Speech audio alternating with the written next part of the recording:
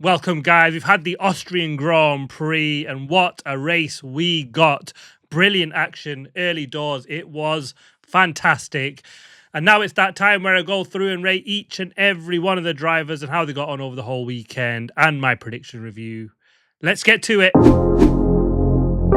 Welcome, guys. If you're new to the channel, please hit the subscribe button. If you like the video, please hit the like button. Also, a thumbs up. That would be hugely appreciated.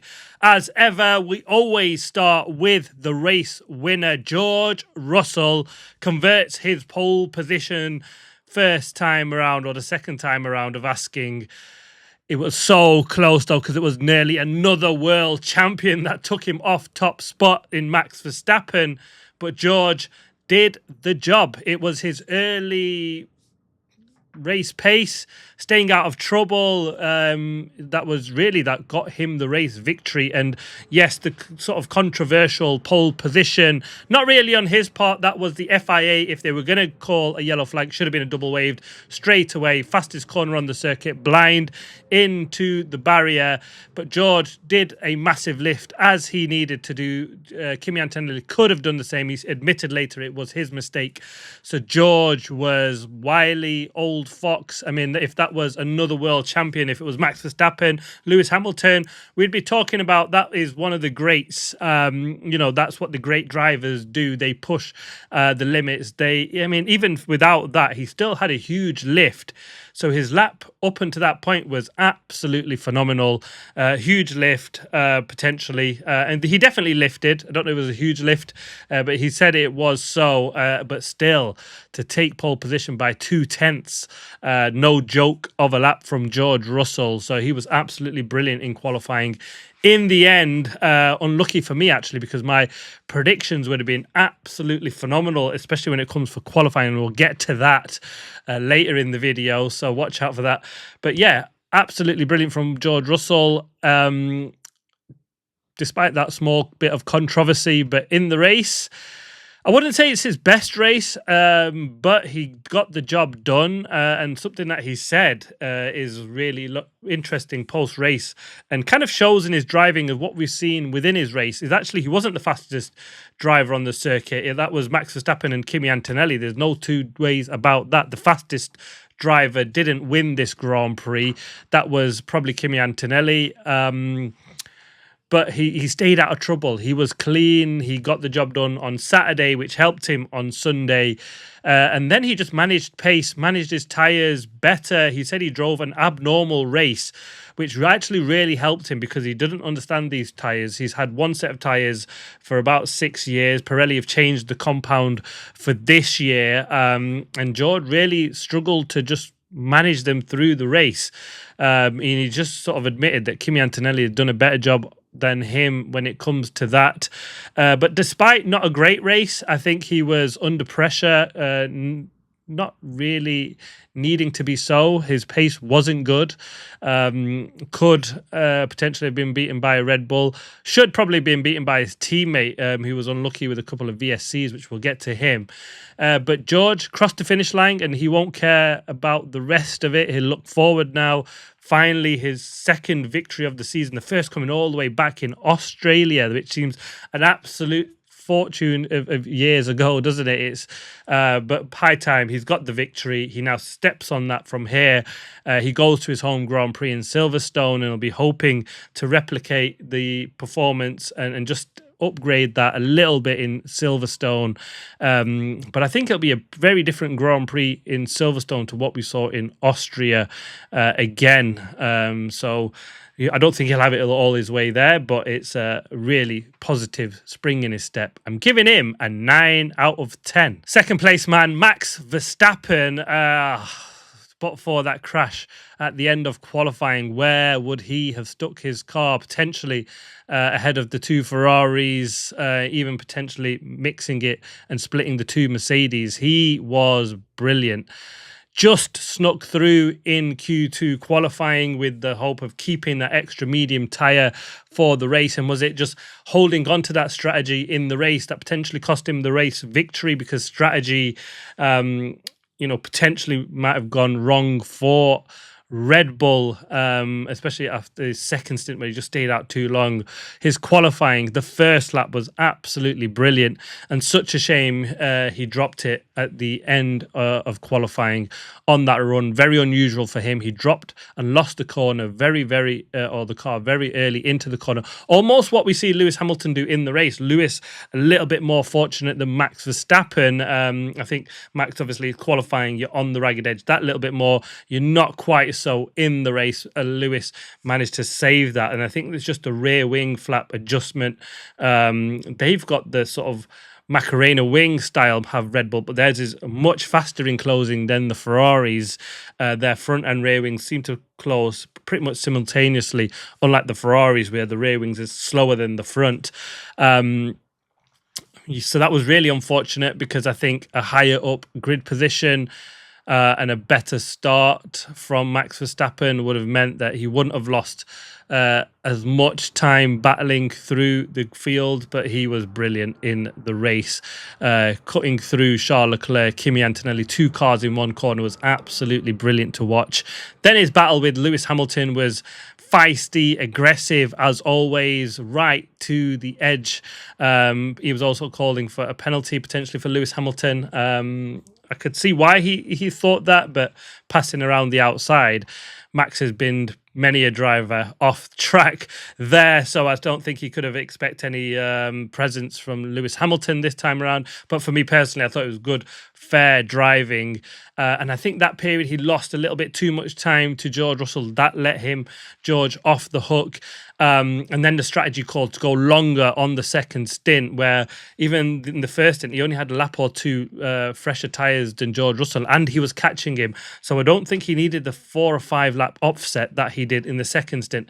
A lap or two, and I think, he wouldn't have had that 10-second gap to close up on George Russell, and the tyre offset wasn't a huge advantage like we've probably seen in Barcelona, and with the heat being an issue, it wasn't quite that issue in the race for Max Verstappen. He said sort of probably in hindsight we'll look into it, not quite admitting a mistake on the Red Bull part, especially on the strategy side. Red Bull are generally right up there alongside Mercedes, but I think they let Mercedes off the hook with this one because Max was flying. A win was on the cards and he was so close. I thought he drove an absolutely brilliant race, a brilliant weekend overall. You've got to say Max in a car that was back fighting at the front. We've not seen that for a little while. Back at the home race, at the home Grand Prix, it sort of came together for him. The big thing is now the upgrades worked in Austria. Will they work in Silverstone? That's the big question because we've seen Ferrari's upgrade work massively well in Barcelona. The upgrades in Austria, not so well. So will it be circuit specific? I think that's questions that Red Bull will be hoping to answer in the positive in Silverstone, but he's set the championship alight. I think it's another driver in the mix. The good thing I think here for Mercedes is it's one weekend it's Ferrari, this weekend it's Red Bull, and if that continues to happen and they stay sort of consistent up at the top, that might help them in the championship. But for us fans, there's an awful long way to go. So I wouldn't write this championship off just yet. There's Max in the hunt. There's Lewis in the hunt. I wouldn't shout Charles out just yet. He's a little bit of an outsider early doors, but we've seen with retirements, DNFs, these things can change quickly. Max, he was brilliant though. I'm giving him a 9 out of 10. Third place man, Kimi Antonelli. Unfortunate with the yellow flag. I've got to say he would have been right up there alongside George Russell, and I think that would have helped him early doors. He lost too much time battling with Charles Leclerc. That cost him position to Max Verstappen. A few scruffy laps. He was struggling with his brake temperature, sort of a different offset, front left to right, one colder than the other, and that sort of didn't help him with the instability of his braking in the first sort of quarter of the Grand Prix. Once he got on top of that, though, he was flying this kid. He's got mega race pace, and George can thank his lucky stars that it just ran. It wasn't another 5 laps this Grand Prix, because I'm pretty sure Kimi Antonelli would definitely have got one Max Verstappen, and I'm pretty sure he would have got George Russell again in the race. So George has, despite the victory, still got a lot to be concerned about. Kimi got to cut out the mistakes. He's still a rookie, and it's these small things that we might see throughout the season, which cost him potentially this championship. So unlucky with the two VSCs. The first one, I think, could potentially have landed on Mercedes' doors. They seen a sick Williams stopping on the pit straight. There's going to definitely be a safety car there. You know where it landed. Someone had to come and push that off circuit there, and so they probably could have been a little bit earlier for Kimi and just said just go one more lap, and then that would have given Kimi a victory for sure. The second one, it's really unlucky. A Williams hit a bollard onto the track, so. Probably not going to get that one that either falls for you or it doesn't. And it was a shorter safety car, a virtual safety car anyway. So, yeah, a little bit unlucky, but some mistakes creeping in from Kimi Antonelli. The mistake not to just lift and go and complete the lap like his teammate did, and also just a scruffy 4 or 5 laps, which meant that he had about a 10-second gap to George Russell. It was about 15 seconds when he came out. Big tyre offset than Max Verstappen, but just ran out of laps in the end. And we've said that a few times about Formula One Grand Prix, but I think that's generally can come down to just really good management by the guy up at the top. But I think this time around, Kimi, again, was definitely the fastest man on track. Just missed out. Few too many mistakes this weekend, so I'm giving him an 8 out of 10. Fourth place man, Oscar Piastri, back on form. Got out qualified by Lando Norris, so I'll be disappointed with that side of things. But in the race, a good start ahead of Lando Norris. And from there on, drove a pretty solid race. I think he was handed P4 by the Ferrari strategy with Lewis Hamilton, who pit for that strange soft under the first virtual safety car. But Oscar, I think he maximized that package. That McLaren wasn't really good. The upgrades that they're bringing are not quite working, and that's unusual for McLaren. Last year, every upgrade was absolutely bang on, and for now, or for this season, they seem to have some sort of correlation issues. So they almost need to do a reset to the system that they had sort of this season, isn't it? Because for the last two and a half years, their upgrade system has been absolutely flawless. But the package in the McLaren side of the F1 world is just not quite there at the moment. I don't think they definitely didn't have the pace for the Mercedes and the Red Bull, and I think Lewis probably should have beat them as well. So I think that's why it's a pretty good back to form weekend. We've sort of said, where's Oscar gone missing? He stood up this weekend. He's been counted. I've given him a 7 out of 10. Fifth place man, Lewis Hamilton, and a third on the grid in qualifying. You thought, a promise for Ferrari. I think they might have fallen a little bit more down the order. They got beat by George Russell. I think they might have gotten beaten by Kimi Antonelli and potentially Max Verstappen, so the yellow flag probably helped them out a little bit when it came to their starting grids. I think that flattered them a little bit. They didn't quite have the race pace that was evident probably from all through free practice, where it was Mercedes and McLaren, to be honest, ahead of them. In the race, they were probably better and actually faster than the McLarens, and even in qualifying, they were comfortably faster than the McLarens. Didn't quite have the pace of the Mercedes, though. And when it come to race day, they were absolutely nowhere. Lewis struggled early doors, got the move on Charles Leclerc early on. I thought that was critical for his race, got himself up into second place, but then just absolutely chewed through the tyres. They were not good on any sort. He tried the medium, he tried the soft, he tried the hard, and he was just not quick anywhere.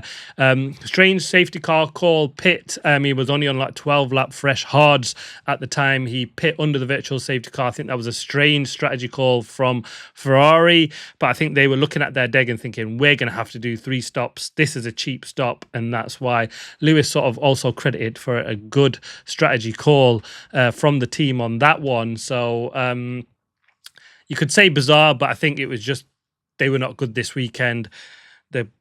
How good they were in Barcelona on tyres, they just fell apart on tyres this weekend, which is so strange. Similar track temperature, similar track surface. But yeah, they just weren't there this weekend. So a bit of head scratching, or a lot of head scratching going on in Maranello.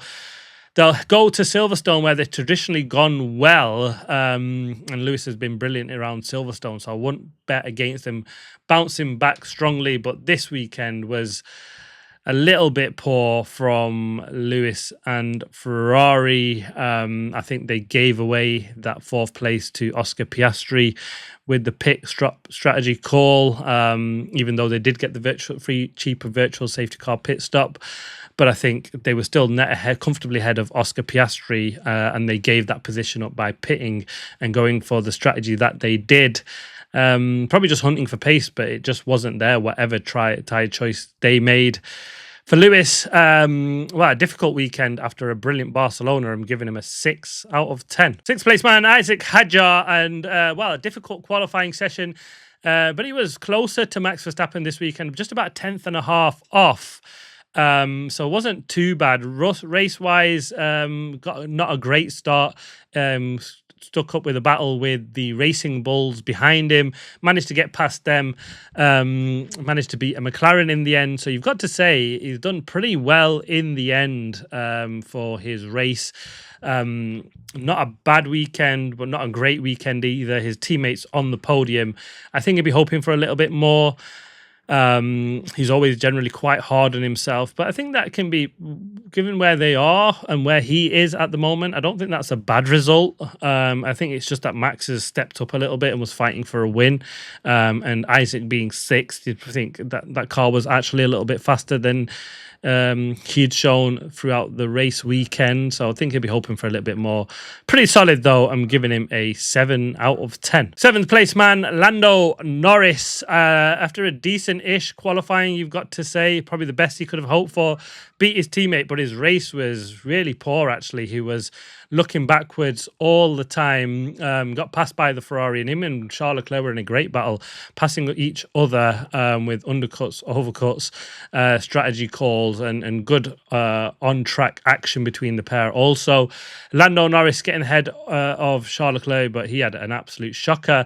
Norris, I think he'll be disappointed because he qualified ahead of his teammate. He's finished a couple of places behind Oscar fourth, and Norris where he is. I think he probably should and have done a little bit more than he did.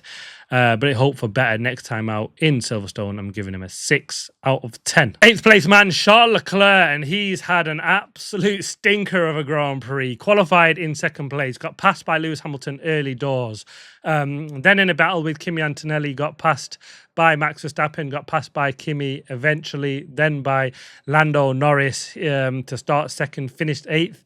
He just didn't have any pace in the race, a lot worse than Lewis, and we saw on Lewis Hamilton's side of the car. Really disappointing after a brilliant grid position. The race was just absolutely nowhere for Charles.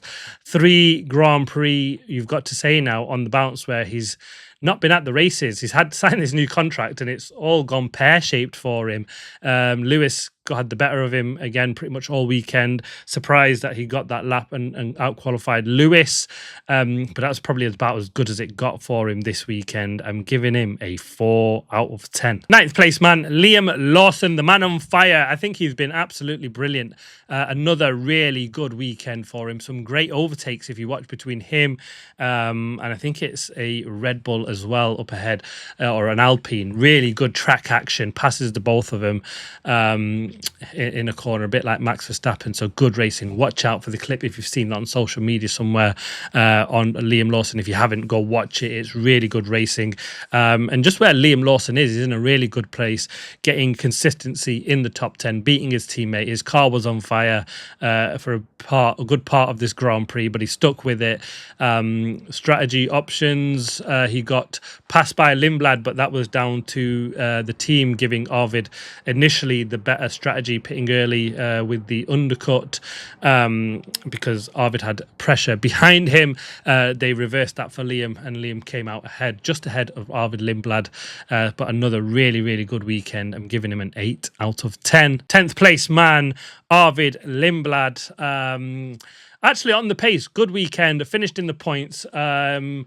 Didn't quite have the pace of his teammate, but he's still a rookie here. He said this is not one of the tracks that sort of suits his driving style, but to come out with some points again, followed home his teammates pretty closely. Wasn't battered by Liam Lawson by any means. He was just a second and a half behind him or ahead of him pretty much all race.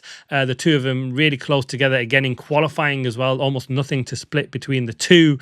So Arvid as a rookie, I think he can also be pretty happy with his weekend.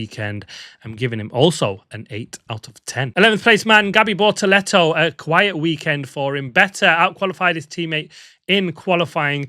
In the race, a tidy bringing it home Grand Prix for Audi, just to hamper the pace to fight the guys up ahead, but were comfortably faster than the guys behind them.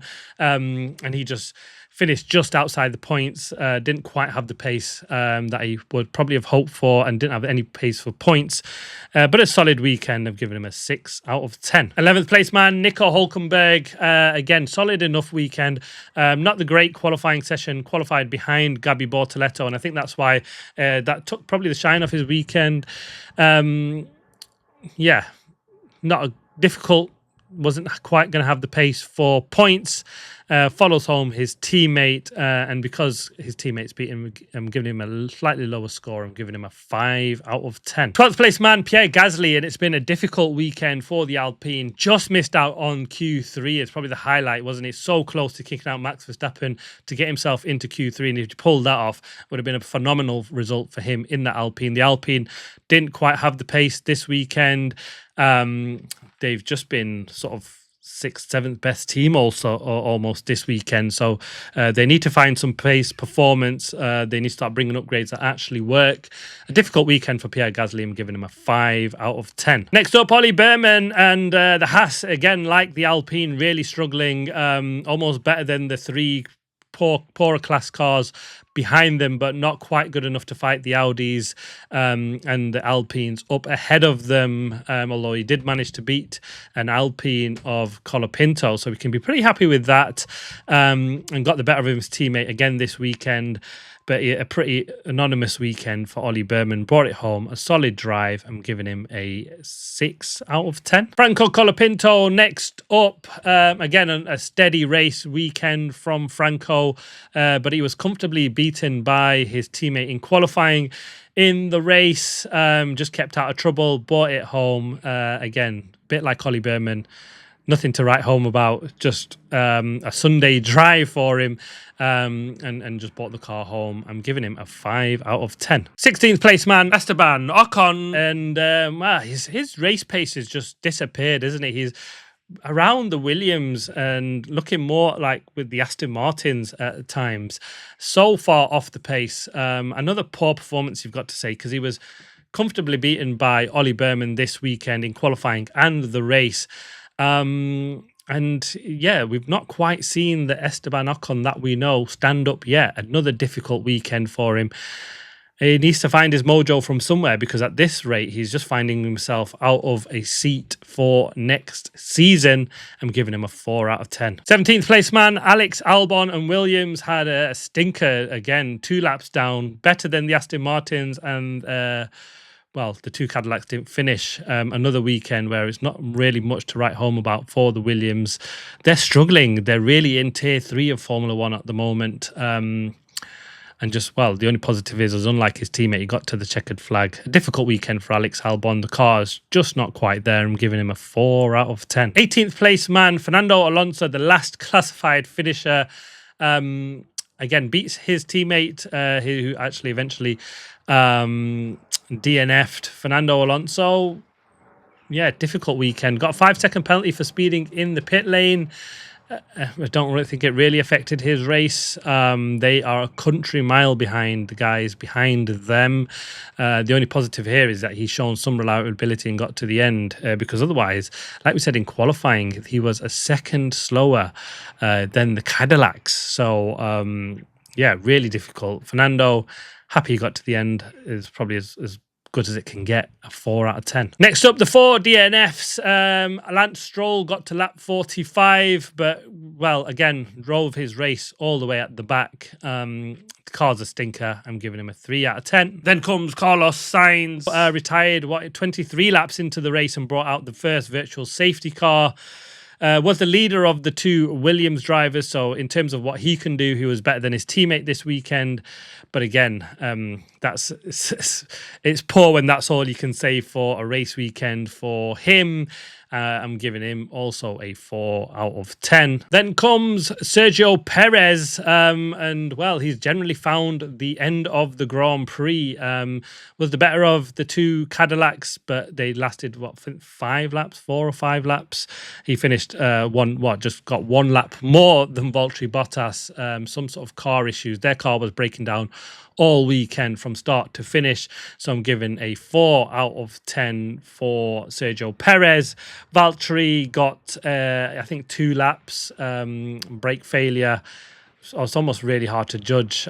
So, yeah, I think they're disappointing. Again, he didn't quite have the pace as Sergio in qualifying, but the car was just an absolute stinker here. Really bad result for Cadillac. Double DNF very, very early on as well. And that started from Friday free practice, so they just didn't quite get on top of their reliability issues, something they really need to work on. So I'm giving him a 4 out of 10. On to my predictions review, and, well, qualifying, I had Charles Leclerc pole position, Lewis Hamilton second, and Kimi Antonelli third. But for George Russell, you numpty, I would have had a clean sweep in qualifying, but it's not to be. It was George Russell that got ahead of Charles Leclerc, and then Lewis Hamilton in third place. In the race, though, I didn't quite as so good. I had Lewis Hamilton second, Lewis Hamilton to win, Antonelli second, and Max Verstappen in third place. I did get 2 of the podium people, 2 guys on the podium, just not in the correct order, was it? It was Kimi third, Max Verstappen second, and a win for George Russell. So, yeah, work to do potentially on predictions, but I can be quite happy with where I was for the qualifying prediction. That was pretty solid. I'm going to take some positives from that one. But there we have it. That is the driver ratings for the Austrian Grand Prix. Thanks for watching along. And there'll be the preview of Silverstone coming up short and fast, because we have a sprint weekend. So we'll have the watch along for the sprint qualifying. We'll have the watch along for the sprint race, the watch along for the qualifying on Saturday, the race on Sunday for the watch along galore. Join me on this channel. Thanks for watching. See you on the next one.